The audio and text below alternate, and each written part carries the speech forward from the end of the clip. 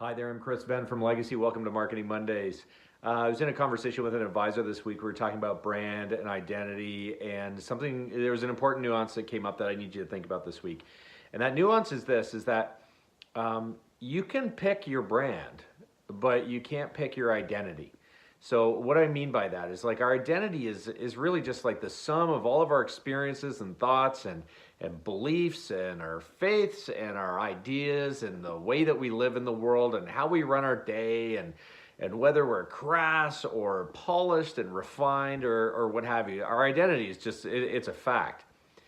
Your brand, you can pick it. You can say, well, I want my brand to be this. Although I'm like that, I want my brand to be like this. You can do it.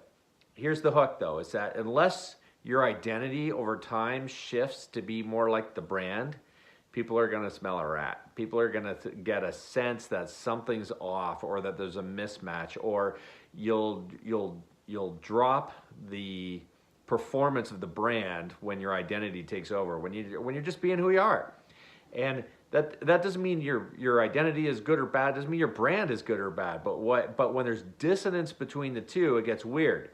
So there's an advisor we work with who he loves to shoot guns, and that's where he likes to hang out. And people are saying, well, you can't be a gun guy. That's a bad idea, and people frown on that or what have you. But you know what? Since he actually stopped fighting that and just said, yeah, but I like that. I'm, legitimate about it. I'm even-minded and even-tempered about it. And he started to hang out in these places. Well, the number of people that he's met has created a niche market for himself and a brand that's in line with his identity. It's turned into a lot of business for him.